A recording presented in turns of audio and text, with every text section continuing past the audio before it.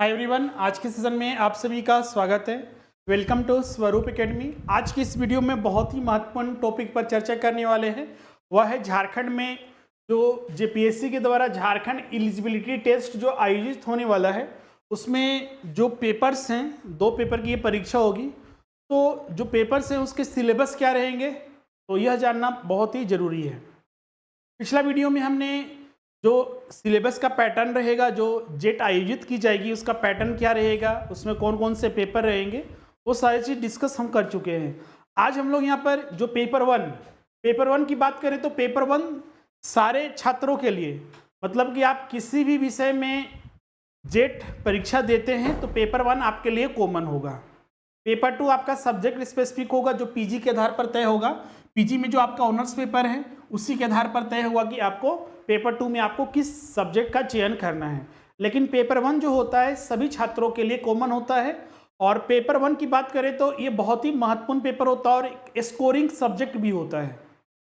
तो आज की इस वीडियो में इसकी तैयारी कैसे करनी है, इसका सिलेबस क्या क्या रहेगा, किन किन किताबों के माध्यम से इसकी हम तैयारी कर सकते हैं, और साथ ही हमारे संस्थान में आप जुड़कर मिनिमम फीस पर आप इसकी संपूर्ण तैयारी कैसे कर सकते हैं, और इसमें कौन कौन से लैंग्वेज में आपको क्लासेस उपलब्ध कराए जाएंगे, उन सभी पर हम लोग आज के इस वीडियो में विस्तार से चर्चा करेंगे। तो चलिए हम लोग वीडियो को शुरू करते हैं। जितने भी छात्र हमारे इस चैनल पर नए हैं, जिन्होंने चैनल को सब्सक्राइब नहीं किया है, सब्सक्राइब कर लीजिए और साथ ही बेल आइकन को प्रेस कर दीजिए, जिससे कि आने वाले न्यू वीडियोस की नोटिफिकेशन आपको मिलती रहेगी। साथ ही इस वीडियो को ज़्यादा से ज़्यादा लाइक कीजिएगा और शेयर कर दीजिए, जिससे कि जो भी छात्र हैं तैयारी कर रहे हैं वो आसानी से इसके लिए इस पेपर को समझ सकें।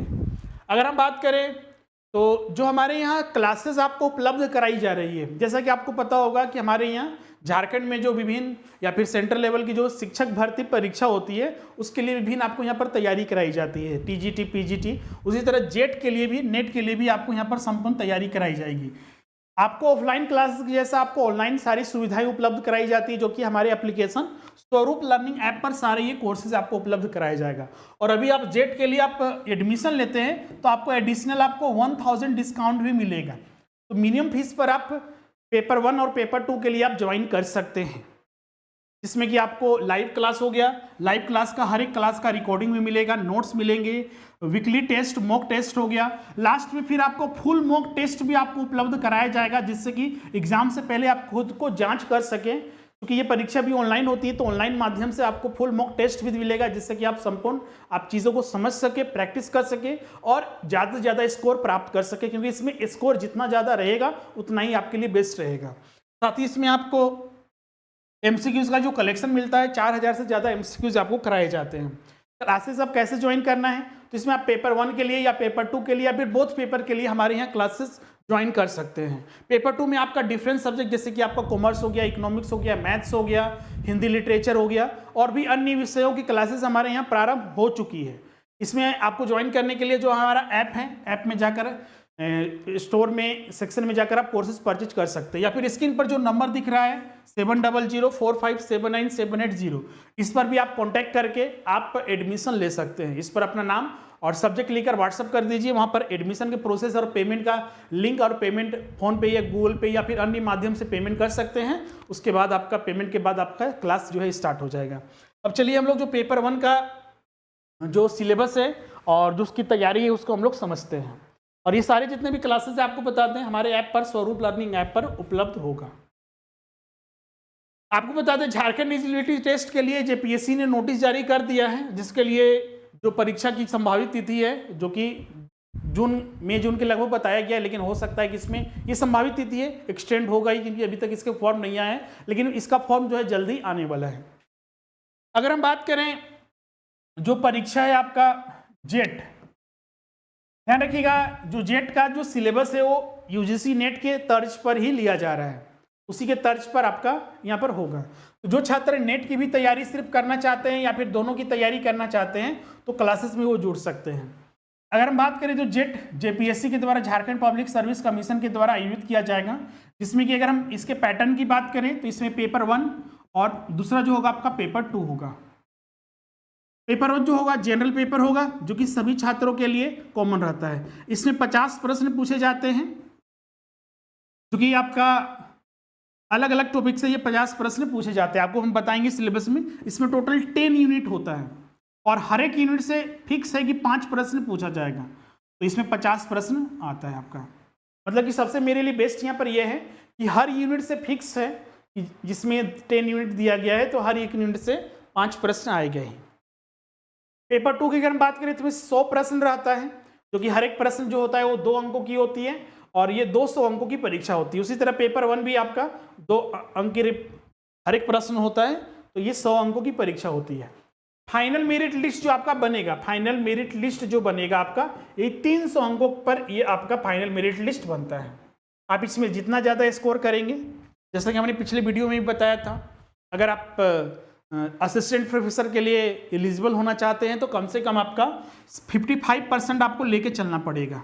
आजकल तो परसेंटाइल यूजीसी नेट में आ चुका है, जिसमें पता ही नहीं चलता है कितना मार्क्स मेरा आया है, लेकिन अब पहले के स्कोरिंग के आधार पर देखा जाए तो अगर आप कम से कम चाहते हैं कि असिस्टेंट प्रोफेसर के लिए तो 55% आप मान के चलिए कि आपको स्कोर करना ही पड़ेगा। इसमें देखिएगा तो यूजीसी नेट में आपका एक जीआरएफ भी होता है, जूनियर रिसर्च फेलोशिप, तो उसमें 60+ मान के चलिए, अलग अलग विषयों में मान के चलिए कि आपका लेना पड़ता है। आजकल तो परसेंटाइल हो चुका है। जेट में अगर हम बात करें तो जेट भी आपका पीएचडी एडमिशन के लिए और असिस्टेंट प्रोफेसर के लिए आयोजित किया जा रहा है, तो मान के चलिए कि आपका सेफ स्कोर जो रहेगा वो 55+ से 60+ आप मान के चलिए कि आपको लेकर चलना है। और ध्यान रखना है कि ये आपको मिनिमम कट ऑफ के बारे में बता रहे हैं, आपको तो इतना तैयारी करके जाना है कि आप उसमें कम से कम 80 से 90% प्रश्न जो है सही करके आए। इसमें निगेटिव मार्किंग नहीं होता है, जिससे कि आपको ज़्यादा तो दिक्कत नहीं होती है, लेकिन हाँ, जितना इसमें आप स्कोर करते हैं उतना ही संभावना होती है कि आपका रिजल्ट 100% होगा। अब हम लोग चलते हैं पेपर 1 के जो सिलेबस, चूंकि पेपर 2 का अलग अलग सब्जेक्ट होगा तो सब्जेक्ट स्पेसिफिक भी हम सिलेबस जल्दी इस पर अपलोड करेंगे। क्लासेस तो प्रारंभ हो चुके हैं सारे, अभी कॉमर्स का हो गया, इकोनॉमिक्स का हो गया, मैथ्स का हो गया, हिंदी लिटरेचर का, हिस्ट्री का हो गया, ये सारे क्लासेस प्रारंभ हो चुके हैं। इसके साथ ही आपका पेपर 1 की भी क्लासेस प्रारंभ हो चुके हैं हमारे संस्थान में। पेपर 2 के जो सिलेबस है उसको हम लोग अलग अलग वीडियो के माध्यम से आपको उपलब्ध कराएंगे। आज हम लोग पेपर 1 का जो सिलेबस है, इसमें जो 10 यूनिट है, तो 10 यूनिट में क्या क्या हम लोग को पढ़ना है उन सभी पर विस्तार से चर्चा करते हैं। तो जो मेन सिलेबस है उसी को हम लोग यहाँ पर देखते हैं। आप यहाँ पर देख सकते हैं जो पेपर 1 है, general paper on teaching and research aptitude, code इसका 00 है। हिंदी में आपका जो शिक्षण और शोध अभिवृत्ति सामान्य प्रश्न पत्र जो पेपर 1 होगा, इसमें इसका उद्देश्य क्या है, आखिर ये पेपर क्यों लिया जाता है। बहुत सारे छात्रों के मन में ये सवाल उठेगा, सर कि हमें तो शिक्षक बनना है, असिस्टेंट प्रोफेसर बनना है, तो सब्जेक्ट स्पेसिफिक बनना है। अगर हम कॉमर्स के हैं तो कॉमर्स पढ़ाने के लिए हमको तो कॉमर्स का तो एग्जाम लिया ही जा रहा है, तो ये पेपर 1 क्या जरूरत है। इकोनॉमिक्स है तो पेपर इकोनॉमिक्स तो हो ही रहा है, पेपर 1 की क्या जरूरत है। एक्चुअली ये सारे जो पेपर लिए जाते हैं पेपर 1, ये जनरल कॉन्सेप्ट, क्योंकि ऐसा नहीं कि आप जिस सब्जेक्ट को पढ़ा रहे हैं सिर्फ उसी का नॉलेज आपके पास होना चाहिए, अपने आसपास या फिर आपका तार्किक जो क्षमता है, जो आपकी एबिलिटी है, उस चीज़ को चेक करने के लिए जो परीक्षा ली जाती है। साथ ही इसमें देखिएगा तो पर्यावरण के बारे में, हमें कॉन्स्टिट्यूशन के बारे में, फिर टीचिंग मेथड के बारे में, रिसर्च मेथड के बारे में हमें पढ़ना पड़ता है, डीआई वगैरह हो गया, तो उस सब का एप्लीकेशन होता है आने वाले जो चैलेंजेस होते हैं या फिर जो स्कोप होता है उसमें, तो इसीलिए पेपर को लिया जाता है। वही चीज़ को यहाँ पर बताया गया है। इसमें जैसा कि हमने प्रारंभ में बताया, पेपर 1 में जो होगा आपका टोटल 10 यूनिट होगा, 10 इसमें विषय होते हैं, 10 यूनिट बनाए गए हैं और हर एक यूनिट से 5 प्रश्न इसमें फिक्स रहता है। पेपर 2 में ये फिक्स नहीं है। पेपर 2 का भी सिलेबस देखिएगा तो यूजीसी नेट ने जो निर्धारित किया है उसमें 10 यूनिट है। तो बोलिएगा सर कि 100 प्रश्न आता है पेपर 2 में, तो क्या हर एक यूनिट से 10-10 प्रश्न तो नहीं, लेकिन हाँ एवरेज 9 to 11 या 12 जो है एवरेज रहता ही है हर एक यूनिट से, लेकिन वहाँ पर फिक्स नहीं किया गया है। लेकिन इसमें फिक्स कर दिया गया है कि हर एक यूनिट से हम 5 प्रश्न पूछेंगे ही। सबसे पहला इसमें जो है शिक्षण अभिवृत्ति, जिसको इंग्लिश में बोलते हैं आपका टीचिंग एप्टीट्यूड। इसमें जो टीचिंग से संबंधित जो मूल कॉन्सेप्ट है, मूल अवधारणा है, जैसे कि टीचिंग क्या होता है, इसका concept, objective, learners characteristics, factor affecting teaching related to, फिर आपका method of teaching in institution of higher learnings. तो ये सारे मेन टॉपिक्स जो हैं वो हम लोग टीचिंग एप्टीट्यूड में हम लोग को पढ़ने होते हैं। इसका हिंदी भी यहाँ पर सारा दिया हुआ है। हम इसका सिलेबस जो है अपने टेलीग्राम चैनल स्वरूप जो एकेडमी है, जिसका लिंक भी डिस्क्रिप्शन में दिया, वहाँ पर अपलोड कर देंगे। इसको आप डाउनलोड कर लिए। हिंदी में जरूरत है हिंदी में, इंग्लिश में जरूरत है इंग्लिश में। और जो हमारे यहाँ क्लासेस भी चलेंगे हिंदी इंग्लिश दोनों में चलेंगे, जिससे कि आप आसानी से इसकी तैयारी कर सके, कोई लैंग्वेज बैरियर ना बने आपकी तैयारी के लिए। ये हमारी पूरी कोशिश रहेगी, हिंदी इंग्लिश दोनों में तैयारी होगी आपका। वही चीज़ है, शिक्षण की अवधारणा वगैरह, शिक्षार्थी की विशेषताएं क्या होती है, शिक्षण प्रभाव तत्व क्या है, और उच्च अधिगम संस्थानों में शिक्षण की जो पद्धति है, शिक्षण सहायक प्रणाली जो है, मूल्यांकन प्रणाली है, उन सब के बारे में हम लोग को पढ़ना है। इसमें फिर वही टीचिंग सपोर्ट सिस्टम क्या होता है, फिर एवल्यूएशन सिस्टम क्या होता है। तो देखिएगा तो यहाँ पर बहुत ही हायर या फिर टफ टॉपिक नहीं है, सिंपल कुछ टॉपिक्स यहाँ पर डाले गए हैं जिसको आपको पढ़ना है। इतना ही पढ़ के हम लोग यहाँ पर 5 प्रश्न यहाँ से फिक्स होता है जो कि एग्जाम में पूछा जाता है। क्लियर है। इसके बाद जो इसमें दूसरा टॉपिक है वो है आपका रिसर्च एप्टीट्यूड, जिसको हिंदी में जो बोलते हैं आपका शोध अभिवृत्ति।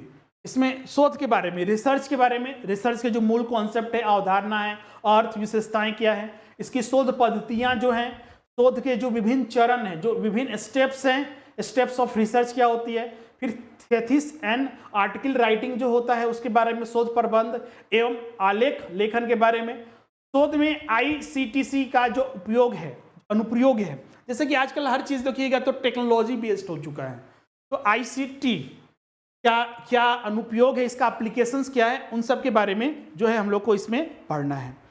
फिर उसके बाद लास्ट में इसमें शोध नैतिकता, जो रिसर्च इथिक्स है उसके बारे में पढ़ना है। रिसर्च क्षेत्र में भी आपका नैतिकता का मतलब क्या, सिचुएशन के अनुसार या फिर जो संभावनाएं हैं, जो सही चीजें हैं उसके अनुसार कार्य को करना। तो शोध में इसका क्या एप्लीकेशन है, उन सब के बारे में पढ़ना होता है। तीसरा जो यूनिट होता है ये बहुत ही सिंपल होता है। तीसरा यूनिट में सिर्फ आपको प्रैक्टिस करना है। इसमें क्या होता है कि कंप्रीहेंशन रहता है, पैसेज आपको दिया रहता है, पैसेज को पढ़ के आपको उत्तर देना होता है। इसमें एक्स्ट्रा एफर्ट्स करने की जरूरत नहीं पड़ती है, एक्स्ट्रा कोई फार्मूला या फिर कोई मेथड या फिर कुछ रटना नहीं पड़ता है। इसमें सिर्फ पैसेज रहता है, पैसेज को आप देखिए, अच्छे से पढ़ लिए, समझिए, और नीचे दिए गए 5 प्रश्नों का उत्तर देना पड़ता है। एक पैसेज रहता है, एक या हो सकता है 2 पैसेज थे, लेकिन एक ही रहता है पैसेज वगैरह। इसमें आपका प्रैक्टिस से इसको चीज़ को सुधारा जा सकता है, इसके लिए कोई अलग से एफर्ट्स। अब प्रैक्टिस कहाँ से करेंगे, तो मार्केट में बहुत सारे पैसेज के बुक आते हैं हिंदी में, इंग्लिश में, तो आपको उसी को देख कर प्रैक्टिस करना है, आपका हो जाएगा। या पिछले साल के जो नेट JRF के जो प्रश्न पत्र आते हैं, तो वहाँ से भी करीब हम 10-15 या 20-25 प्रैक्टिस कर लेते हैं, तो हमारे लिए वो पर्याप्त होते हैं। उसके बाद जो अगला जो यूनिट है वो आपका कम्युनिकेशन है। कम्युनिकेशन का मीनिंग क्या है, और हिंदी में इसको संप्रेषण कहते हैं। संप्रेषण का अर्थ क्या है, इसका प्रकार, अभिलक्षण, प्रभावी, मतलब कि एक आपका जो इफेक्टिव कम्युनिकेशन किसे कहते हैं, वर्बल, जिसमें नॉन वर्बल के बारे में, intercultural and group communication, classroom communication वगैरह के बारे में, बैरियर्स जो बाधाएं हैं इफेक्टिव कम्युनिकेशन के बारे में, वो सारे के लिस्ट आपको ध्यान रखना है। फिर मास मीडिया एंड सोसाइटी के बारे में हम लोग को पढ़ना है। फिर उसके बाद जो यूनिट 5 में आते हैं, यूनिट 5 में आपका इसमें मैथमेटिकल रीजनिंग एंड एप्टीट्यूड, मतलब ये टॉपिक जो है मैथ और रीजनिंग से संबंधित है। इसमें भी आपका selective topic, types of reasoning क्या होता है, मतलब इसमें जितने भी टाइप्स के रीजनिंग के टाइप्स है वो बारे में पढ़ना है।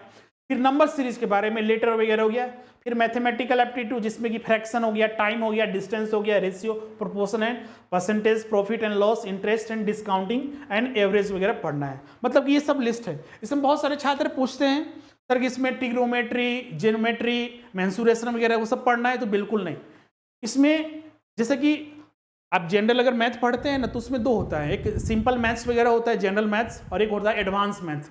तो इसमें जो सिंपल जनरल मैथ से सिर्फ वही पढ़ना है, एडवांस मैथ यहाँ पर नहीं पढ़ना है। क्लियर। एडवांस मैथ में ये ट्रिग्नोमेट्री या फिर जो मेंसुरेशन वगैरह ये सारी चीज़ें आ जाती है।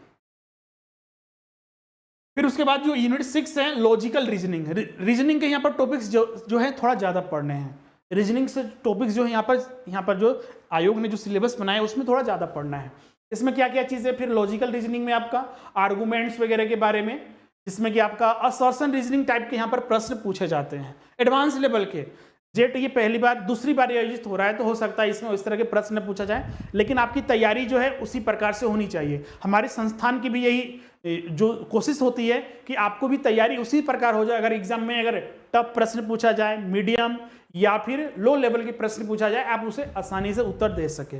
आर्गूमेंट्स वगैरह के बारे में, यूजेस ऑफ लैंग्वेज के बारे में, फिर evaluating and discussing deductive and inductive reasoning के बारे में। हिंदी में भी आप देखिएगा तो ये सारी चीजें यहाँ पर दी हुई है। युक्ति के ढांचे का बोध, युक्ति के प्रकार, अनुरूपताएं जिसको इंग्लिश में एनालॉगिस बोला जाता है। फिर वेन डायग्राम, वेन डायग्राम तो आप बचपन से पढ़ते आ रहे होंगे, और ज़्यादातर जो कंपटीशन एग्जामिनेशन में ये सारी चीज़ें तो हम लोग देखते ही हैं, जो आपने तैयारी भी किया होगा। फिर यहाँ पर कुछ टॉपिक्स आ जाते हैं जो कि थोड़ा आपको लगेंगे ये क्या है। एक्चुअली इंडियन एजुकेशन सिस्टम में जो कुछ बदलाव आते हैं तो उसमें कुछ नए चीज़ों को जोड़ा जाता है ताकि ये स्टूडेंट्स उस चीज़ से रूबरू हो सके। तो आपकी सिलेबस में भी उस चीज़ को जानने के लिए यहाँ पर जोड़ा गया है, जिसमें कि आपका इंडियन लॉजिक, इसका मीनिंग क्या होता है, इसका नॉलेज से क्या तात्पर्य है, उस सब के बारे में। फिर प्रनाम्स वगैरह जिसमें कि प्रत्यक्षा, परसेप्शन, अनुमान वगैरह हो गया, उपनाम हो गया, कंपेरिजन हो गया, शब्द हो गया, वर्बल वगैरह, अर्थपति हो गया, और अनुभवविधि, फिर structure and kind of Anupama, वो सारी चीज़ें जो हम लोग को यहाँ पर पढ़ना है, जिसमें कि अनुमान की संरचना क्या है, प्रकार, व्याप्ति, हेतुभाष वगैरह, इन सब के बारे में। तो ये आपका यूनिट 6 हो गया। यूनिट 7 में आते हैं तो इसमें व्याकरण की व्याख्या, आंकड़ों की व्याख्या। इसमें इसको सिंपल सा हम लोग डाटा इंटरप्रिटेशन, जो DI हम लोग बोलते हैं, डाटा इंटरप्रिटेशन, इसमें एक्चुअली प्रश्न जो रहता है आपका मीन, मॉड, मीडियम वगैरह से प्रश्न अधिकतर पूछे जाते हैं, और उसी में से आपको कैलकुलेट करना पड़ता है। ये आसान होता है। इसमें भी ज़्यादा जो फार्मूला आप एक बार याद कर लिए, सिर्फ उसको एप्लीकेशन अप्लाई कैसे करना है और कैलकुलेट कैसे करना है, सिर्फ वही काम यहाँ पर रह जाता है DI में। तो इसमें क्या क्या चीज़ों को कॉन्सेप्ट हम लोग को पहले समझना पड़ता है। तो सोर्सेज, फिर acquisition and classification of data, quantitative, qualitative data क्या होता है, ग्राफिकल रिप्रेजेंटेशन, बार चार्ट हो गया, हिस्टोग्राम, पाई चार्ट वगैरह, टेबल चार्ट वगैरह। ये भी आप देखिएगा तो ग्रेजुएशन से, अगर आप मैथ्स पढ़े हैं या फिर स्टैटिक्स पढ़े हैं, कॉमर्स के स्टूडेंट हैं या इकोनॉमिक्स के स्टूडेंट हैं, तो वहाँ पर ये सारी चीज़ें तो बचपन से ही, मतलब कि क्लास 11-12 से ही प्रारंभ हो जाता है, तो ये आपको कोई दिक्कत नहीं होगा इसमें। फिर डाटा इंपोर्टेंट, और फिर डाटा एंड गवर्नेंस का क्या रोल है उनके बारे में। फिर यहाँ पर देखिएगा तो आज चूंकि हर चीज़ एप्लीकेशन हो चुका है टेक्नोलॉजी आधारित, तो इसमें ICT, information and communication technology के बारे में, ICT जो जनरल एब्रीविएशन एंड टर्मिनोलॉजी है, उस सब के बारे में हमें पता होना चाहिए, जो इससे टर्म जुड़े हुए हैं। फिर बेसिक्स क्या होना चाहिए, जैसे कि कंप्यूटर के बारे में, इंटरनेट के बारे में, इंटरनेट जो आप 5G 4G वगैरह देख रहे हैं, इन सब के बारे में। फिर ईमेल वगैरह, audio video conferencing, digital initiative in higher education, जैसे कि हायर एजुकेशन में आज देखिए, आज हम भी आपसे जुड़े हुए हैं ऑनलाइन माध्यम से, तो किस प्रकार आपसे हम जुड़े हुए हैं, वीडियो कॉन्फ्रेंसिंग वगैरह सब चीज़, ऑडियो वगैरह, तो ये सारी चीज़ें आपको पता होना चाहिए। जाके अगर आप अपॉइंटमेंट होते हैं एज ए टीचर, प्रोफेसर के रूप में नियुक्त होते हैं, तो आपके लिए नया चीज़ नहीं लगे, एकदम नया चीज़ लग रहा है, पता ही नहीं चल रहा है कि ये चीज़ क्या है, इस सब चीज़ को आपको नॉलेज होना चाहिए। फिर ICT एंड गवर्नेंस का क्या रोल है, डिजिटल इनिशिएटिव जो किया गया हायर एजुकेशन के सिस्टम में, तो वो सब आपको पता होना चाहिए। फिर इसके बाद जो है अगला जो 9 टॉपिक है, ये आपका पीपल डेवलपमेंट एंड एनवायरनमेंट के बारे में। एक्चुअली इसमें आपको नॉलेज इस चीज़ को गेन करने के लिए बोला गया है कि जो हमारे आसपास डेवलपमेंट, जो विकास हो रहा है, चाहे आपका इंफ्रास्ट्रक्चर डेवलपमेंट हो रहा है, इकोनॉमिक ग्रोथ जो हो रहा है, उन सब के बारे में, इन्वायरमेंट से संबंधित, इन्वायरमेंट पर जो प्रभाव पड़ रहा है, इफेक्ट पड़ रहा है, बहुत सारे इन्वायरमेंटल जो समिट होते हैं या फिर जो बदलाव, चूँकि हमारा जो इन्वायरमेंट है, ग्लोबल वार्मिंग वगैरह जैसे चीज़ें प्रभाव पड़ रहा है, उसके लिए जो दुनिया भर से जो विभिन्न ऑर्गेनाइजेशन के द्वारा, विभिन्न सरकारों के द्वारा जो कदम उठाए जा रहे हैं, और विभिन्न तरह के एग्रीमेंट, फिर आपका समिट वगैरह हो रहे हैं, उन सब को बारे में हम लोग को इसमें पढ़ना होता है। वही आपका डेवलपमेंट एंड इन्वायरमेंट, फिर आपका सस्टेनेबल डेवलपमेंट गोल्स हो गया, ह्यूमन इन्वायरमेंट इंटरेक्शन हो गया, इन्वायरमेंटल इशू जैसे लोकल, रीजनल, ग्लोबल इशू, खासकर इसमें एयर पॉल्यूशन हो गया, water pollution, soil pollution, noise pollution, waste वगैरह हो गया, climate change in socio economic and political dimensions, impact of pollutants in human health, प्रभाव क्या पड़ता है मानव हेल्थ पर, नेचुरल एंड एनर्जी रिसोर्सेज। फिर उसके बाद हम लोग इसमें एनर्जी रिसोर्सेज के बारे में भी पढ़ते हैं, natural hazards and disasters, environmental protection, कुछ इसमें एक्ट पढ़ने, जैसे कि आपका इन्वायरमेंटल प्रोटेक्शन एक्ट, एक्ट बहुत ही सिंपल एक्ट है, इसमें बहुत सारी चीज़ें हम लोग ध्यान में रखते हुए पढ़ते हैं। फिर इसके बाद बहुत सारे जो एक्ट मतलब कि कुछ एग्रीमेंट वगैरह है, जैसे कि आपका मॉन्ट्रियल प्रोटोकॉल, रियो समिट हो गया, convention on biodiversity, Kyoto protocol, Paris agreement, international solar alliance वगैरह, इन सब के बारे में हिंदी में उसी तरह देखते हैं। तो आपका विकास और पर्यावरण क्या है, मानव और पर्यावरण संव्यवहार, पर्यावरण मुद्दे जो हैं, मानव स्वास्थ्य पर प्रदूषकों का प्रभाव, इसके अलावा फिर इसमें प्रकृति और ऊर्जा के जो स्रोत हैं, प्राकृतिक जोखिम और आपदाएं जो हैं, फिर पर्यावरण संरक्षण अधिनियम 1986, फिर कुछ जो समिट वगैरह प्रोटोकॉल वगैरह जो हुए हैं उन सब के बारे में जो हम लोग यूनिट जो है 9 में हम लोग को पढ़ना है। फिर लास्ट यूनिट आ जाते हैं उच्च शिक्षा प्रणाली। ये टॉपिक जो है जैसे देखिएगा तो इस टॉपिक को जो है आपका जब सिलेबस चेंज हुआ था 2019 में, जून 2019 से पहले जो सिलेबस था सीबीएसई जो लेती थी पहले यूजीसी नेट का एग्ज़ाम सिलेबस के आधार पर होता था। एनटीए की स्थापना हुई 2019 में 18-19 में, फिर एनटीए ने एग्ज़ाम लेना प्रारंभ किया तो उस समय सिलेबस इसमें चेंज किया गया था। एक बार सीबीएसई भी इस नए सिलेबस के आधार पर एग्ज़ाम लिया था, तो उसी में ये उच्च शिक्षा प्रणाली जो है जोड़ा गया था पहली बार। इसमें एक्चुअली क्या है कि क्योंकि आप असिस्टेंट प्रोफेसर बनते हैं तो भारत में जो एजुकेशन का विकास हुआ, जैसे हमारे यहाँ पहले गुरुकुल पद्धति होती थी, लेकिन अंग्रेजों के आने के बाद जो गुरुकुल पद्धति बहुत कम धीरे धीरे घटता गया और अंग्रेजों के जो लाए गए सिस्टम थे, जो इंग्लैंड में जो एजुकेशन सिस्टम था उस चीज़ को थोपा गया भारत पर। आज देखिए गुरुकुल परंपरा जो है बहुत हद तक खत्म हो चुका है कुछ कुछ संस्थानों को छोड़कर। तो आखिर किस तरह से ब्रिटिश राज में नए नए आयोग आए, किस तरह से एजुकेशन सिस्टम में बदलाव किया गया, जो विभिन्न यूनिवर्सिटीज़, विभिन्न कॉलेजेस, मेडिकल हो गया, इंजीनियरिंग हो गया, या फिर जो विश्वविद्यालय की जो स्थापना की गई उसका उद्देश्य क्या था अलग अलग क्षेत्रों में, उन सब के बारे में यहाँ पर पढ़ना है। विभिन्न आयोग हुआ, फिर उसके बाद जो भारत आज़ाद होने के बाद क्या क्या शिक्षा के क्षेत्र में बदलाव किए गए, जो विभिन्न पॉलिसीज़ नीतियाँ बनाई गई, एजुकेशन पॉलिसीज़ बनाए गए, विभिन्न कमेटियाँ बनाई, उनका रिकमेंडेशन और उनके द्वारा जो रिकमेंड किया गया भारत सरकार ने उसको किस तरह से अप्लाई किया, हाल में जो एजुकेशन पॉलिसी आया 2020 वगैरह, उस सब के बारे में इसमें हम लोग को पढ़ना होता है। उच्च अधिगम संस्थाएं, प्राचीन भारत में शिक्षा क्या, स्वतंत्रता के बाद क्या स्थिति रहा भारत में, प्राच्य, पारंपरिक और गैर परंपरागत अधिगम कार्यक्रम, व्यावसायिक, तकनीकी और कौशल शिक्षा आधारित शिक्षा। क्योंकि आज के डेट में देखिएगा सिर्फ एजुकेशन लेना है, आज के डेट में देखिएगा तो बहुत सारे लोग ग्रेजुएट हो चुके हैं, बीटेक की डिग्री और अन्य बहुत सारी डिग्री ले चुके हैं, लेकिन स्किल की सबसे बड़ी कमी होती है। उस सब के बारे में यहाँ पर पढ़ना है। मूल्य शिक्षा और पर्यावरण परक शिक्षा, नीतियाँ, सुशासन, राजनीति और प्रशासन, ये तो आपका जो है ये गवर्नेंस से संबंधित है, जिसमें कॉन्स्टिट्यूशन वगैरह के बारे में थोड़ा बहुत हम लोग पढ़ते हैं। वही चीज़ आपका यहाँ पर इंग्लिश में आपको देखनी है। Higher education system, institution of higher learning, evolution of higher learning, oriental, conventional and non conventional learning programme in India, professionals, technical and skill based education, value education and environmental education, policies, governance and administration. तो ये आपका total unit 10 तक आपका syllabus पूरा हो चुका है, जो हमने यहाँ पर डिस्कस कर लिया है।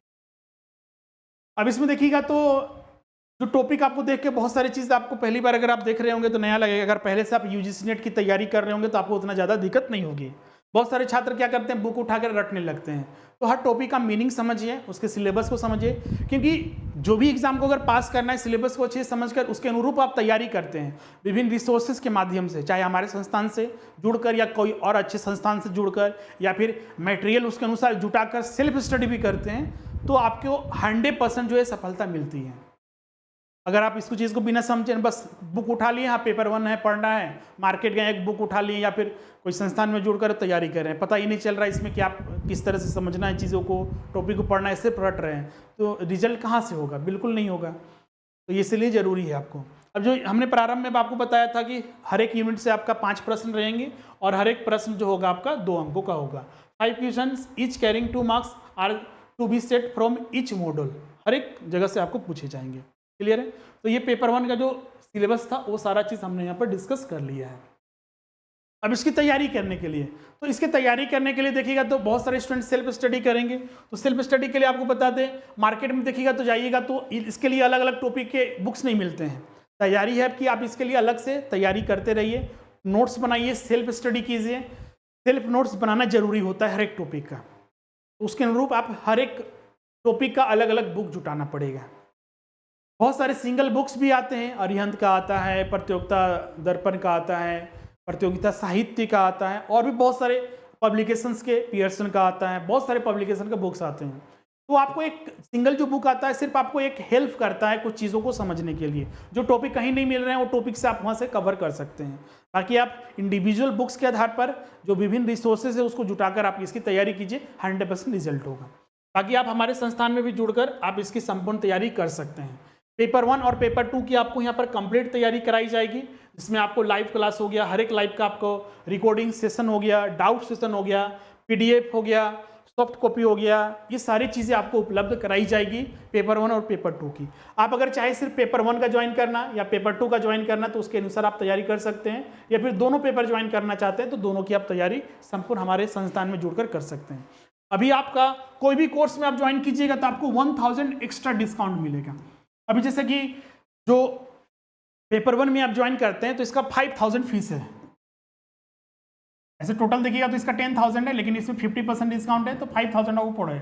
और उसके ऊपर आपका आज या कल एडमिशन लेते हैं तो ऊपर से आपको 1000 एडिशनल डिस्काउंट मिलेगा, तो आपको 4,000 में आपका पेपर 1 की तैयारी हो जाएगी। इसमें सारे आपको नोट्स भी मिलेंगे, टेस्ट भी मिलेगा, फुल मॉक टेस्ट वगैरह एग्जाम के अकॉर्डिंग आपको सारी चीज़ें उपलब्ध कराई जाएगी। दोनों पेपर के लिए अभी आपका जो फीस है वो टोटल जो है आपका 21,000 फीस है, लेकिन इसमें भी आपका 50% डिस्काउंट है आपका, तो आपका टोटल करीब आपका वही 11,000 के लगभग आता है। लेकिन आपको इसमें भी आपका 1000 डिस्काउंट मिलेगा तो आपको 10,000 में इसकी आपकी संपूर्ण तैयारी हो जाएगी दोनों पेपर की। तो ये आपके लिए बहुत ही बिग अपॉर्चुनिटी है इसका असिस्टेंट प्रोफेसर बनने का, तो इसको मौका को हाथ से जाने ना दे, क्योंकि झारखंड में देखिएगा पिछली बार 2007 में वैकेंसी आई थी। सेंट्रल लेवल नेट जेआरए पे इतना ही कंपटीशन भी होता है, बहुत सारे लोग इसमें शामिल हो जाते हैं जो पहले से ही पास हुए हैं। इसके लिए बहुत बड़ा मौका है आपके हाथ में, तो इससे वो हाथ से जाने जाए, जल्द से जल्द क्लासेस ज्वाइन कर लीजिए, जिससे कि आप तैयारी पूरा कर सकें। क्लासेस ज्वाइन करने के लिए जो हमारा एप्लीकेशन है स्वरूप लर्निंग ऐप, इसे गूगल प्ले स्टोर से डाउनलोड करना है, स्टोर में जाकर आप कोर्सेज परचेज कर लीजिए, या फिर जो स्क्रीन पर नंबर दिख रहा है 7004579780, इस पर कॉल या व्हाट्सअप करके आप एडमिशन ले सकते हैं। व्हाट्सएप पर अपना नाम और जिस सब्जेक्ट को आपको ज्वाइन करना है वो डिटेल भेज दीजिए, आपको पेमेंट मोड भेज दिया जाएगा, पेमेंट कर दीजिए, उसके बाद आपका इंस्टेंट क्लास स्टार्ट हो जाएगा। इनका कोई डाउट होगा तो हमें कमेंट करके जरूर बताइएगा। आज का सेशन हम लोग यहीं पर एंड करते हैं, मिलते हैं अब नेक्स्ट सेशन में। Thank you everyone.